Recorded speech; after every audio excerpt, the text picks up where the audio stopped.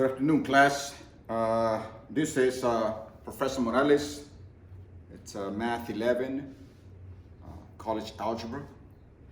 And this is the summer 2020, okay?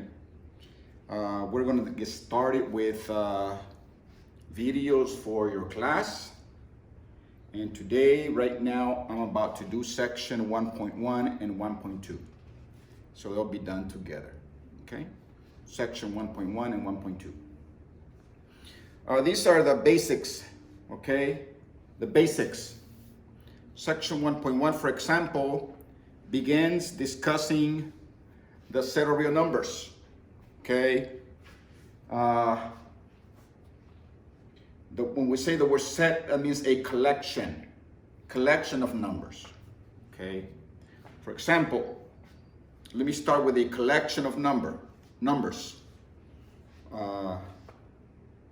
A collection of numbers that you learned, that you used when you were very young. The very first collection, the very first set of numbers that you learned when you were young were numbers that were very natural to you. What was the first number you learned, if you can remember? What was the first number you learned when you were maybe, 5 years old, perhaps 4 years old? What was the very first number? The very first number you learned when you were very young was the number 1. Yes. And what else did you learn after that? Then you learned number 2. And then you learn number 3. So what were you doing? You were learning a collection of numbers. Yes, you were. Here's the collection. You learned 1, you learned 2, you learned 3, you learned 4. Okay, this was the first number you learned. Okay? And then you continue to learn more numbers until you realized, once you were a little older, that this collection does not end. It continues forever and ever. Correct? This collection of number has a name. This collection, by the way, the word collection is set. Collection. We also say set. So this is a set of numbers. And this set has a name. And this is what we use. And by the way, this set is infinite. This set has a name. What is the name of this set of numbers? Well, these we call the set of natural numbers because they were natural to you guys, right? Natural. These are the natural numbers. The natural numbers, the set of naturals. Okay. Yes, this was the first collection of numbers that you learned. Okay. And then you learned, I shouldn't say you learned, but then you were introduced to another collection of numbers. Watch this. Let me take this set of naturals, and I'm going to add to the set of naturals, I'm going to add the 0. So we have 0, and then we have 1, and 2, and 3, and 4, and 5, and so on. We consider this another collection because it's not exactly the first one. And this collection also has a name. This is the collection of whole numbers.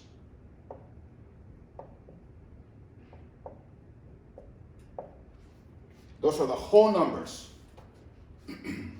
And then we learn more. Okay? Take the whole numbers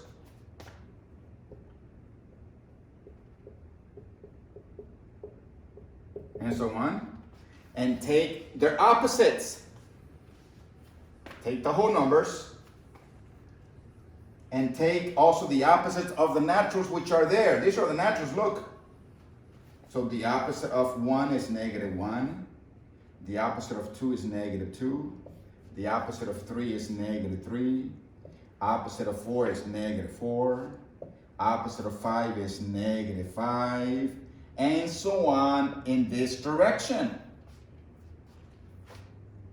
And this is another collection. Yes, it is. It's a bigger collection, look. What should we call this? What name should we call this collection? Or this set? We should call them integers. These are the integers.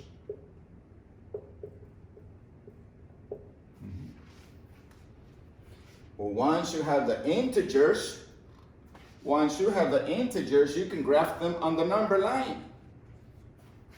But we're still missing quite a few, okay? So look at the integers. I'm gonna graph the integers here. So here's 0, and here's 1, and here's 2, and 3, and 4, and blah, blah, blah. And we have -1, and -2, and -3, and -4, and so on in this direction. And these are the integers. But we're missing quite a few. Yes, we are. We're missing. Remember, here's what we did. When we were young, maybe 5 years old, we started with these numbers. By the way, there is another name for this collection. Yep. What is that name? Well, what do we use these numbers for? When you were young, what do you use these numbers for? You use these numbers to count. So that's what we also call them. These are the counting numbers.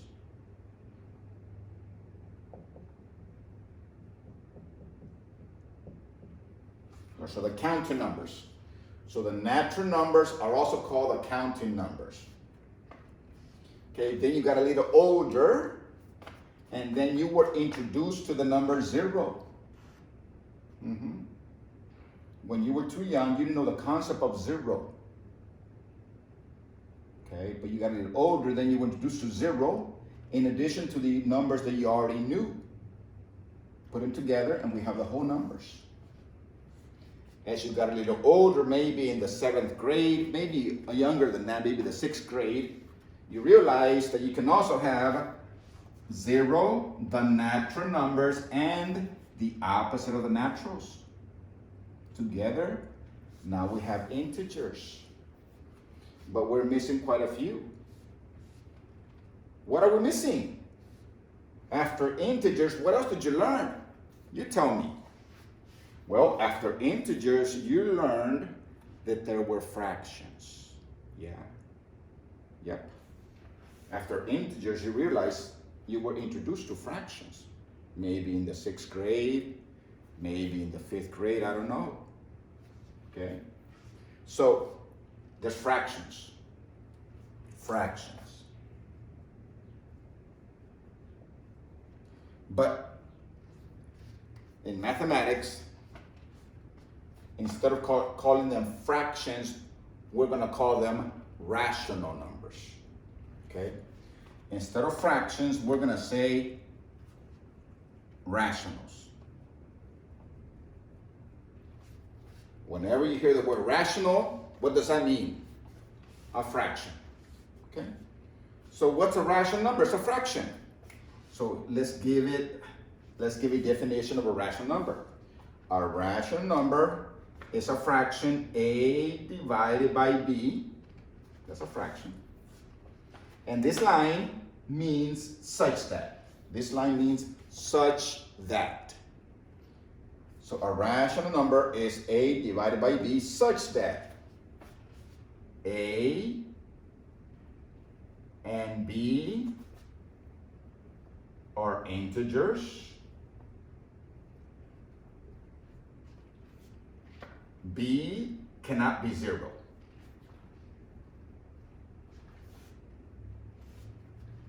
There you go. And that's a rational number. Note, this b cannot be 0 because you can't divide by 0. Okay. So therefore, it could be any other number. A could be 0, but b can't be 0. Okay. So these are the rationals are fractions. Okay. Okay. So you were in the integers maybe when you were, I don't know, in the 5th grade, and then someone started teaching you fractions. Okay. So here you realize that we have fractions. Like in between. For example, here we have half. That's a fraction. That's a fraction. Yep. Okay.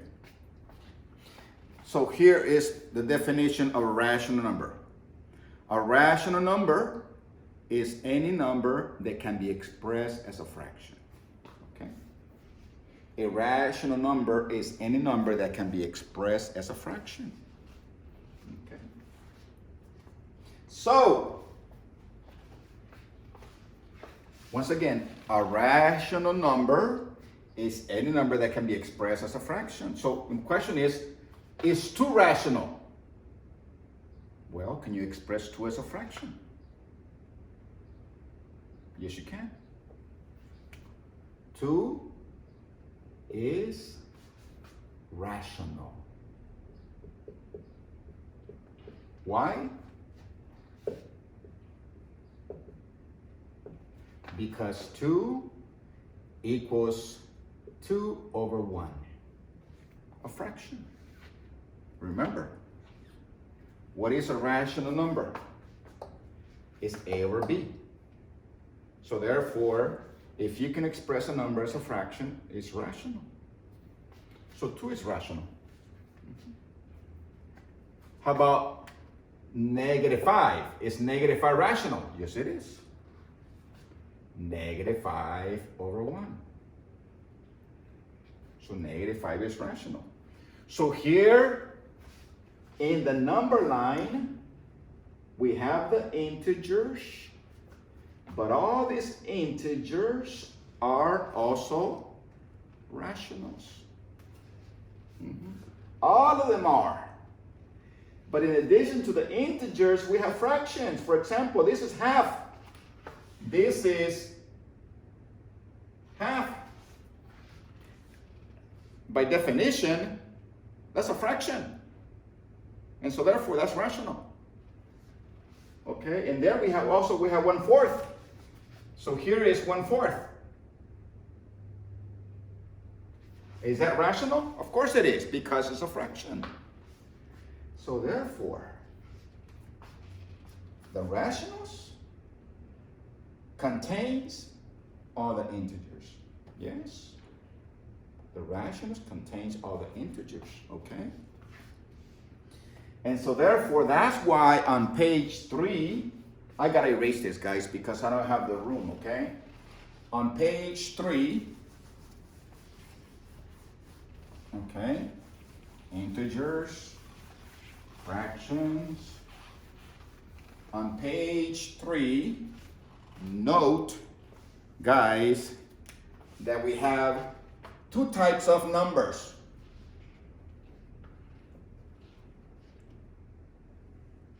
Here we have all the rationals.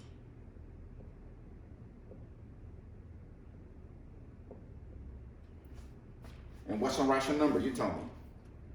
Well, these are all the numbers that can be expressed as fractions. Yeah? All of them. Okay? So therefore, that's why here we have all of the, see this? These are all of the integers. They're rationals. And within the integers, we have the whole numbers. Within the whole numbers, we have what? The natural. Okay? Rationals are all the integers. Whole numbers are integers. Natural numbers are whole numbers also. So natural numbers are also integers. So rationals are all the integers and all the fractions.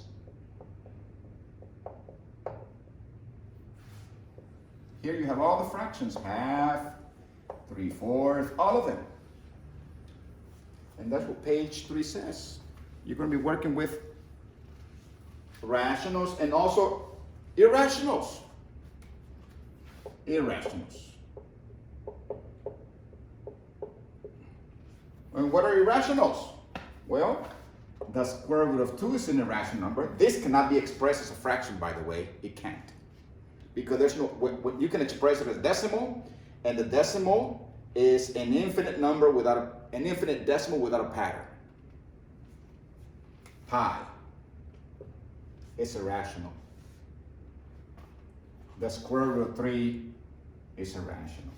So therefore, the irrationals cannot be expressed as fractions. Irrationals cannot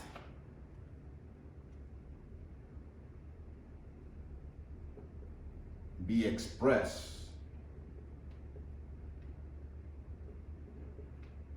as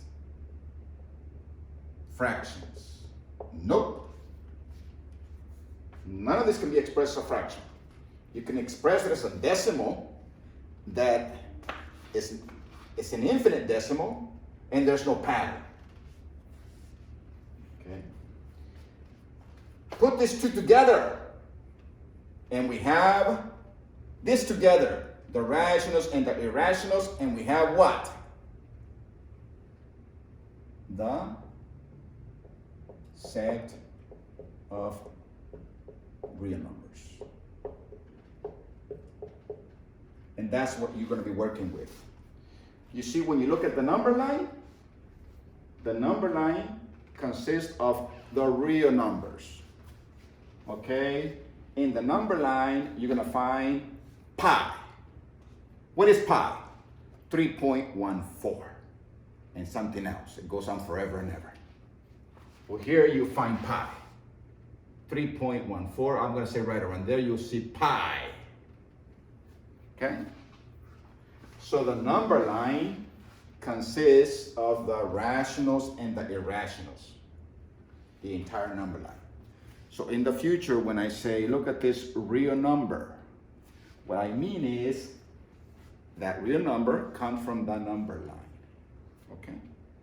And so that's the definition of real numbers, guys. Real numbers are all those numbers that can be expressed as fractions, rationals, and some numbers that cannot be expressed as fractions, we're going to call them irrationals. By the way, look at this number. 3.25. And the question is this rational? The answer is yes. Why? Because it can be expressed as a fraction. This is 325 divided by, that's the 10th place, and the 100th over 100. See? So this is a decimal.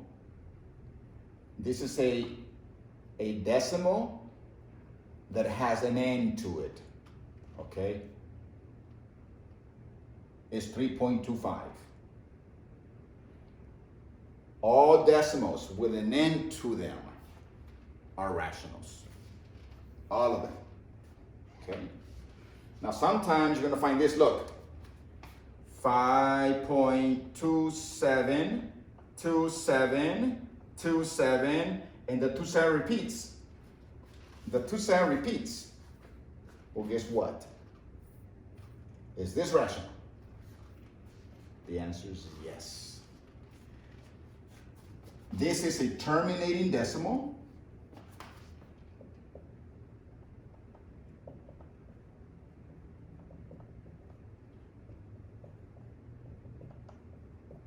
And it's rational.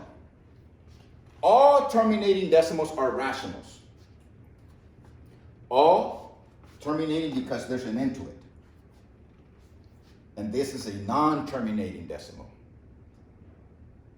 with a pattern. That's a non-terminating.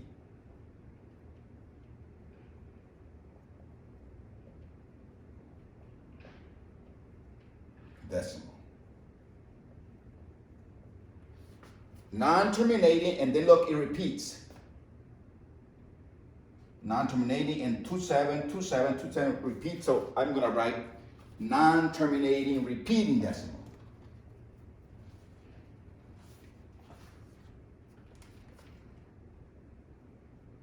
Repeating.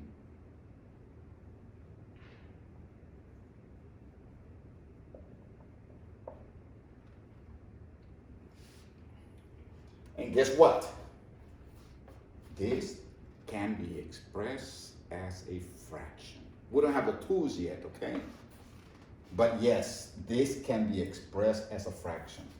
So non-terminating repeating decimals are rationals, okay?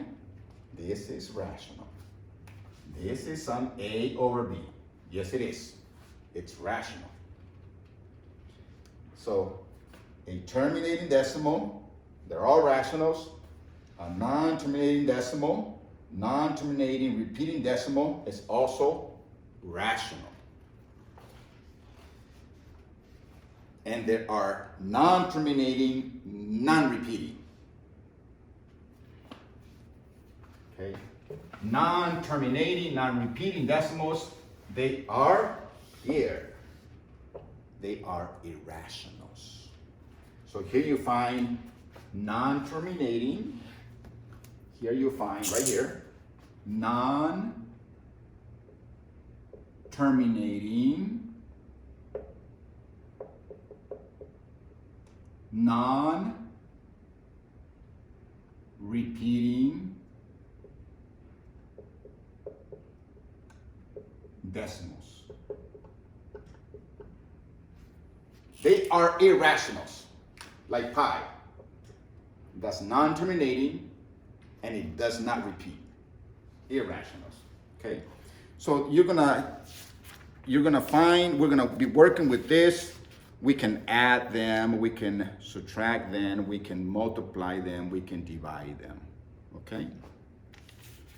All right. To this decimals. Remember that you have to use the order of operations. Whenever you add, subtract, multiply, divide, you have to use the order of operation. Let me give you an example, okay?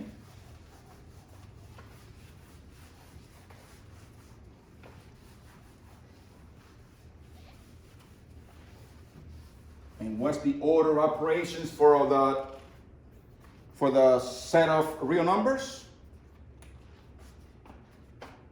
Order of operation.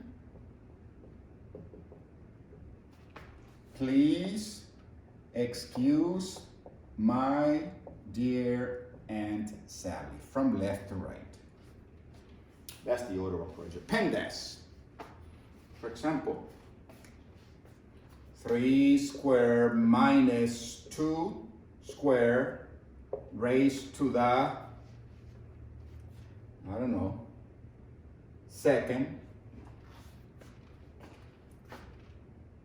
minus 4 times 3 plus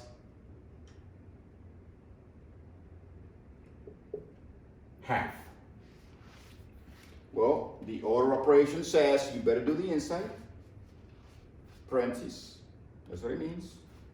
I better do the inside. In the inside, I better take care of the powers first. The inside, I better take care of the power before I do subtraction. That's what this means. You guys know that. So I'm going to do the inside. So here, look. What's 3 squared? 9. What's 2 squared? 4. Minus. Because this is multiplication, it's independent of this. You can multiply them, okay? You can. You don't have to. So this 4 times 3, 12. Plus half. you better, before you do this power, you better do the inside. What's 9 minus 4? 5. Squared. Minus 12 plus half. What's 5 squared? 25. Minus 12 plus half. What's 25 minus 12? 13 plus half. What's 2 times 13? 26 plus 1, 27. So this is 27 over 2. And there you go. Gotta use this. We're applying this to the set of real numbers. Good class. Okay. And so that's what you're going to be doing in section 1.1, section 1.2. In section 1.2, okay,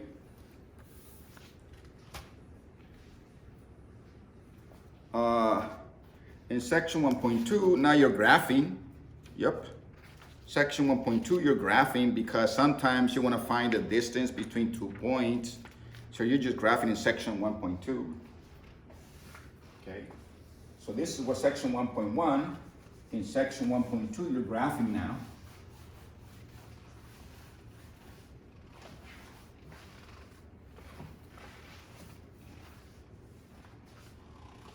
So section 1.2, let's take a few numbers. Let's take a few order pairs. Okay? Here are a few order pairs.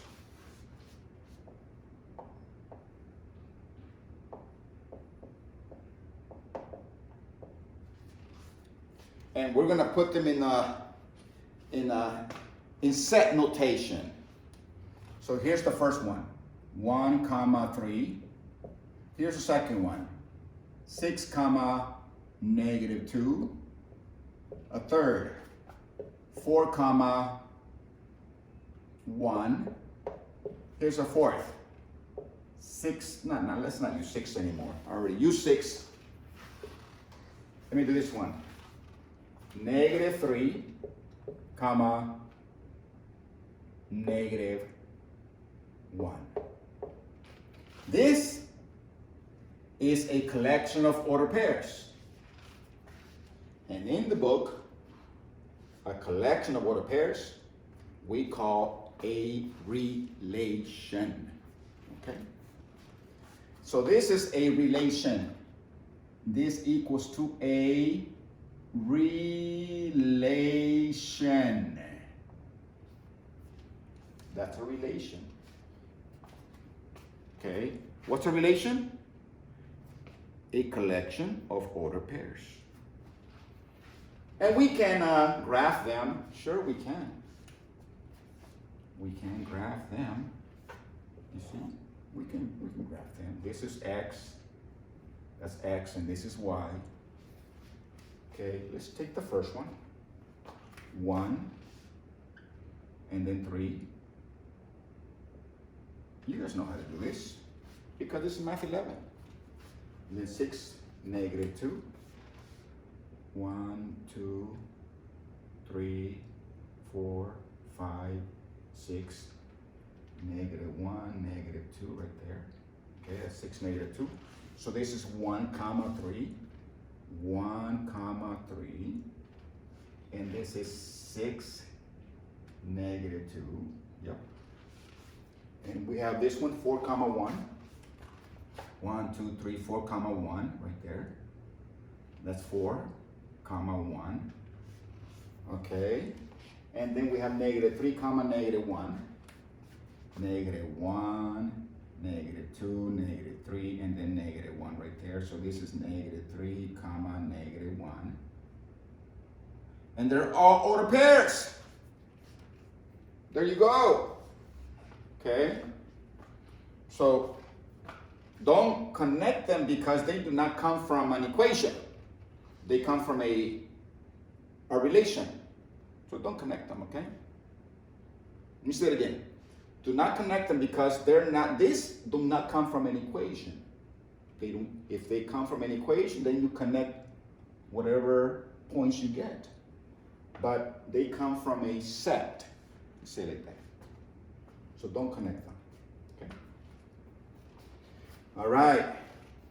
And this is section 1.2. Okay. In section 1.2. Oh, by the way, the book calls it like a scatter plot. A scatter plot.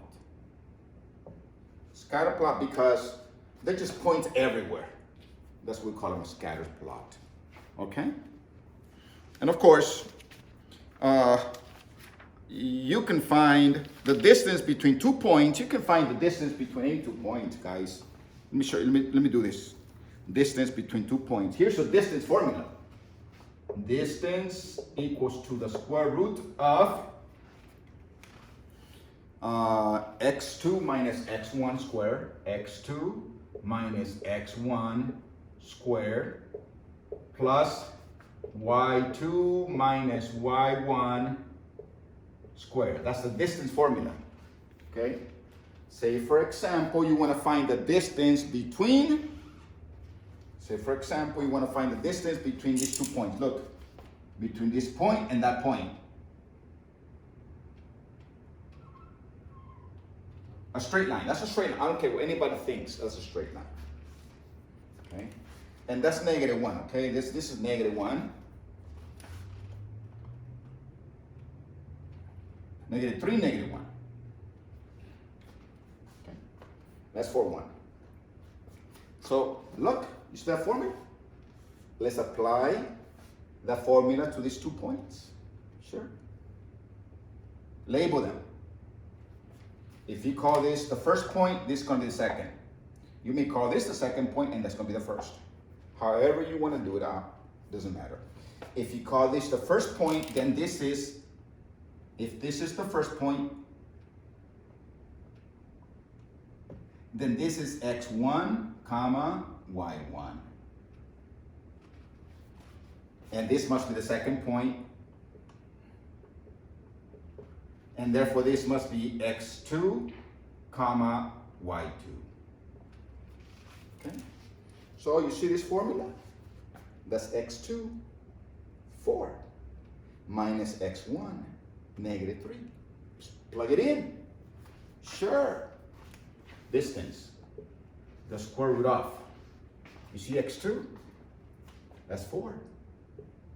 Minus x1, -3. And then you square that. Plus y2. That's y2. That's 1. Minus y1. Minus y1. y1. Minus 1.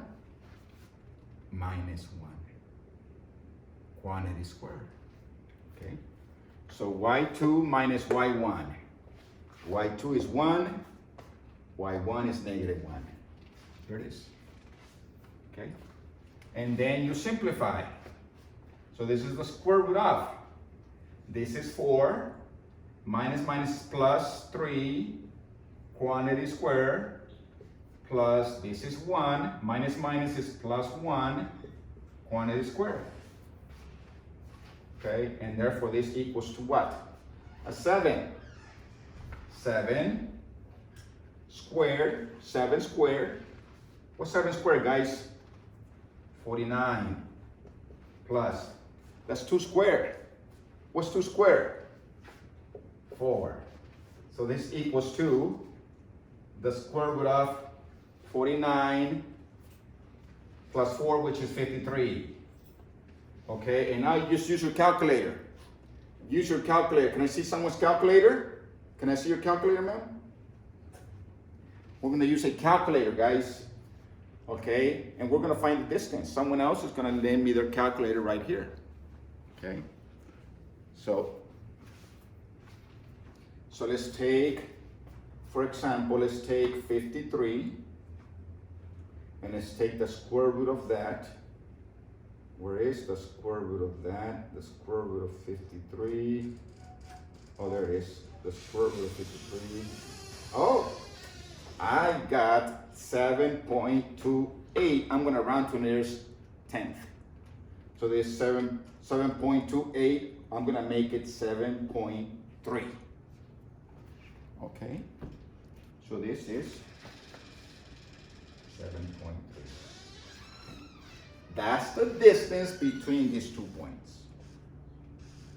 7.3 of these distances, okay?